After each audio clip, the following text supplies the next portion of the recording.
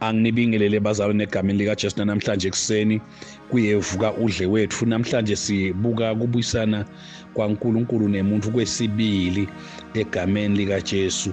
Ngifuna unothise lokho ukuthi kulokubuyisana kwemuntu naNkulunkulu kwekucala uNkulunkulu wafike wahlaba silwane wakwenda konke maqedze wahamba wabuyela ezulwini wabakhashane nebantu. Kepha-ke manje nabasesehlane-ke uNkulunkulu sofuna kubadude nabo. Yathi ngiyanothisa lapha kule cala lokuthi uAdam naEva nenyoka bona but kuthi ngisho umunye emkhathini wabo loweta watowucolisa but uNkulunkulu waba nako lokuthi ehlisa yena ete kumuntu ato wakhala ama-reconciliations. Namhlanje ke sibuka naye yesibili lana-ke kule yesibili uthi uNkulunkulu kuMose akakhekeli ithende lekhulekela ehlane. Ngakho-ke ufuna uNkulunkulu kubuyisana nemuntu, so uthi abakhele lithende uyalichaza ukuthi lithende litawuba kanjani. So lokuma kwaleli thende ngidaqale ngikuchaze-ke bese ngiyangena-ke in details ngilokuchazisisa. Leli thende-ke lakucala lakhiwe kunelijalidi lelikhulu la lelikakaleta leli thende. Kunelijalidi lelikhulu kwathiwa wonke umuntu waka-Israyeli akalethe indwango yakhe, bonke baletha indwango like emashidi baletha kwakhiwa-ke lelijalidi ngendlela letawenda lokuthi wena lo lengephandle ungaboni. So le miti yabo-ke yayikakaletele leli jalidi-ke lale tabernacle, but-ke la onke nje right around 600,000 people maqabanga sibane kangakanani labantu bonke banemathende la akakaletele le tabernacle egameni likaJesu. Wawuthi-ke lamnyango-ke nawungena lamnyango wawudibana-ke nelitafula la lekushisa umhlatshelo. Lilamnyango lilagede nje. Ukhumbule ukuthi kude ngisho omunye umJuda lokwakufanele noma kumuntu waka-Israyeli okwakufanele angene lagedeni. Kwakuyawubheda ngingachasa bethi awukufa bekungena abapristi kuphela, wawusho njalo lo mthetho. So wena na ulethe imbuti yakho noma ulethe leyo mvu yakho lengumhlatshelo ngale day of atonement.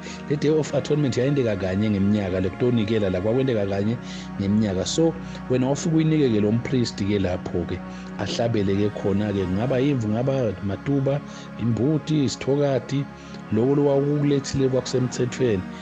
Bawusina usuka kulelo tafula lelo uya ngekhathi so ududane nje naleli thende wawukhanza-ke ebhesini-ke lapho lomkhulu la lo mpristi lebesolonimnika lapho nasekuphelile konke kunikwe kwakhe utase-ke uya lapha-ke lebhesini uyogeza-ke tandla ageze letinyawo endele kugeza tonodenu-ke nonke-ke kusymbolic kufuna ageze-ke lapha-ke na usuka-ke leyo bhesini-ke sowungena ngekhathi-ke manje ethendeni itabernacle egameni likaJesu. Na ungena on your left bobona lapha far left ubona sibane sasihlala sivutha leso sibane leso sisibane sinye but sasinemalambhu langu-7 sisodwana egameni likaJesu. But na ubuka-ke ku-far right yaleli thende kwakukhona-ke litafula lapho lalinetinkwalo etingu-12 egameni likaJesu. But na ubuka lapha embili kwakunenzawo lengcwele but kule nzawo lengcwele wawuqale kucala ungakangeni le nzawo lengcwele lapha phambili kwakuba khona-ke sitsha-ke sempepho lesasihlala sibhunya impepho-ke lapho-ke na usuka-ke leso sitsha leso soya-ke enzaweni engcwele kwakunesenco-ke saleli thempeli sasizabula-ke lamkhathini ukuze kuthi wena ungaboni lokhu lapha kule nzawo lengcwele. Le nzawo lengcwele-ke kwakuba khona-ke umphongolo wesivumelwano. Le mphongolo wesivumelwano wawunale mesisithi-ke la kwakuhlala uNkulunkulu egameni likaJesu nangabe kuthiwa i-day of atonement. Asengilokuchaza-ke bantu abakethu egameni likaJesu. Letinto leti bantu abakethu egameni likaJesu betendiwe nje kule tabernacle lathi ngasikuthi dathi sithundi sona saleli plan la uNkulunkulu ekubuyisana nomuntu. Number 1-ke ngikhulume ngeliladi noma-ke an altar lebekufika kushiswe khona loyo mhlatshelo loyo.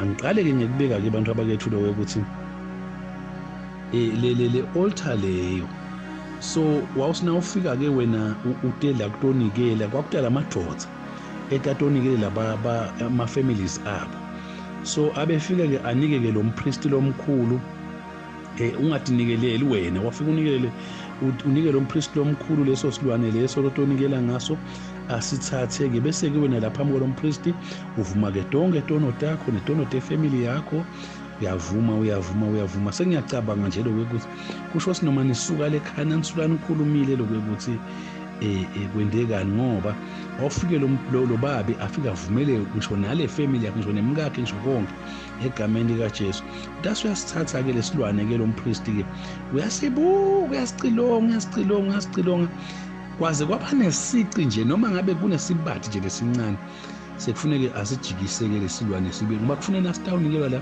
singabi nasici ngisho lesincane sifune sibe perfect egameni likaJesu lokunye ke udawuthi nasemukana nabe sikahle egameni likaJesu sibe ngumhlathi wetono takho nabe singasiko kabi asijikise egameni likaJesu ama-Israyeli ke abantu abakethu abengavumelwe ngithanga uphinze lokho abengancabelwe vele lokuthi engce kuleli lati lalo mhlatshelo egameni likaJesu akangeni ngekhathi ngiko leli lati noma ke le altar yayibekwe lapha empundwini noma ke ngathi ke egedeni egameni likaJesu ukuze ukuthi kubede umuntu otawungena ngaphandle kwempristi egameni likaJesu yini lokho kwakumele kuthini kwakungukuthi sinyathelo sekuqala sekubuyisana naNkulunkulu indzaba yekuvuma tono so kwakufundzisa lokho loyo ukuthi nangabe utobuyisana naNkulunkulu first thing lingisa Davide uthi ngonile kuwe wena wedwa